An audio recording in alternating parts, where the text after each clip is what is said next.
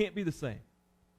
Because of what we've experienced with COVID, we can't be the same. We can't go back to just normal. Now, I really like normal church. I've devoted my life to normal church. But as we talked about last week and shared statistics, you'll see a few more this week, normal isn't getting the job done. It's not bringing the change that can come with the gospel. And I don't think any church, any group of Christians should have went through what we went through this past year and just go back and get things the way they were. For one, we've learned, hey, something can happen at any moment that can change things. And just in light of that, how can we be ready for those changes? But then it also makes me think it's a reminder that our time is short. Jesus said, work now before it gets dark, and you can't work no longer. When COVID happened, the restrictions on church and meeting together and all that stuff greatly limited the impact we could have. I'm not talking end of the world stuff. I'm just talking about things can change that becomes nightfall and we can't work as we could. So we need to take advantage of while we're here. We can't be the same. Last week as we shared this, we all agreed that like 2 Timothy 3:5 says, we don't want to be content just to have a form of godliness, but we want to have the power that comes in following Christ. We all said we want to be like the church we read about in Acts, where the number was being added to their number daily, where there was power and there was change happening. I believe it's now or never to take those steps. So when we say change, what does that mean? That's always like scary, like just saying that we need to change. What does that mean? Well, I think individually for us, it just means individually we just need to take a shift in our mindset.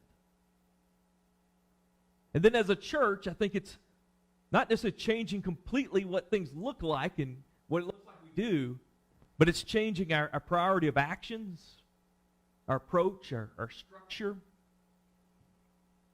Because we need to create a system and an environment that promotes the two things Jesus told his followers to do. He told them to follow him and fish for others. He said, come follow me and I'll make you fishers of men. Then before Jesus went back to heaven, after they had already begun following him, he tells them, go make disciples of the nations.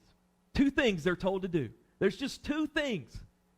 I mean, we could come up with a whole list as Christians of things we've heard preached at us, that Jake's preached at us that we need to do, but there's only two things that it boils down that we need to do, and that's follow and fish. Not just in the hour we're here, but throughout our lives. So I need you to put on your thinking caps with me. And whatever thinking cap is, I picture like one of those full cover, like Frankenstein with the electrical things coming out of the top, lightning bolts hitting. Think about how we do church. Not necessarily here, but just church in general here in America. Does it promote and lead to us following the Lord every day on our own and fishing for others? Do how we do church, promote that? Now the preacher begs us to, right? It tells us we need to. But does it really help us do that? And just being very transparent, all of us here. I've worked on that term because, sometimes we'll say, I want to be honest. Well, I hope being honest the whole time. So just being transparent. The call that we've been giving is to make disciples of the nations. I doubt, me included, really any of us have made disciples. Think about that. The one thing Jesus told us to do, make disciples. Follow and fish.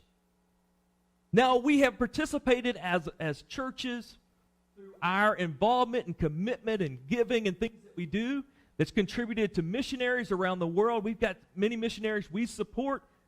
Those missionaries may have. Now, there's people who's come in this church and heard the truth and have grown. But what Jesus said, go and make a disciple, we haven't done that. And the thing we want to do, and I know this is your cry, you want to hear from the Lord, well done. We want to please the Lord.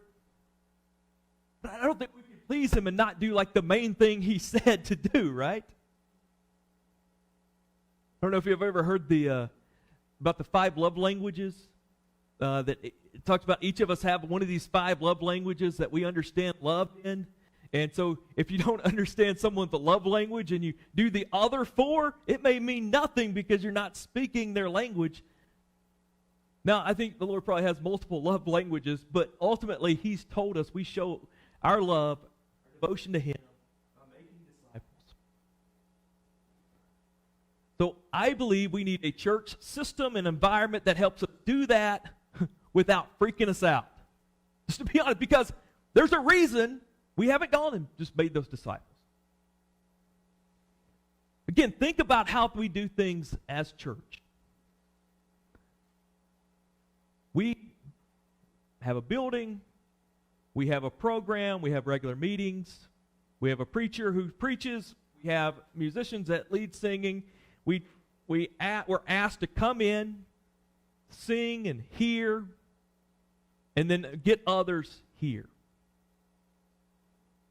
To let the preacher or the staff or whatever, the leaders, then help us grow.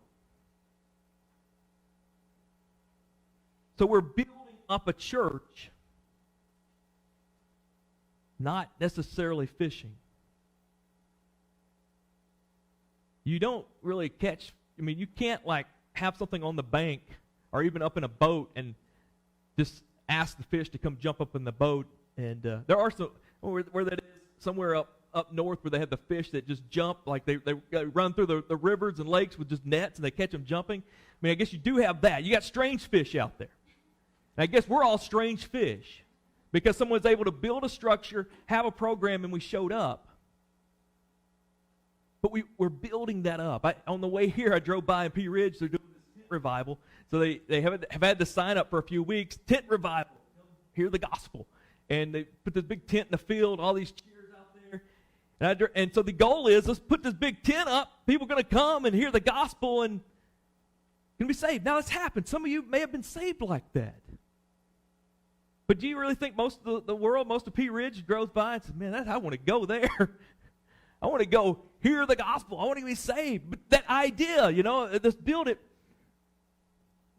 I've talked a lot about where I pastored previously because it was such a great experience for me and my family. We loved it there. We were there for 12 years. God did a good thing. People grew. The church grew. They got me out of the way. It's growing even better now. But my biggest regret when I look back is, it was like if you were a preacher saying, hey, church grew and did good, you can look back and say that happened. But when I look back, my biggest regret is I worked hard to build up and grow the church, and it continues to build up and grow, and I didn't send people out. Does that make sense?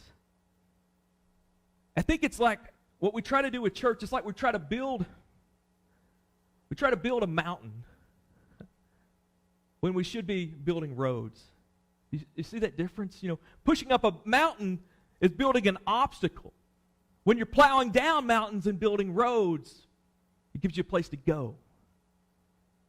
And I've contributed as a pastor, and I don't want to do that anymore, contributing to keeping us from following and fishing.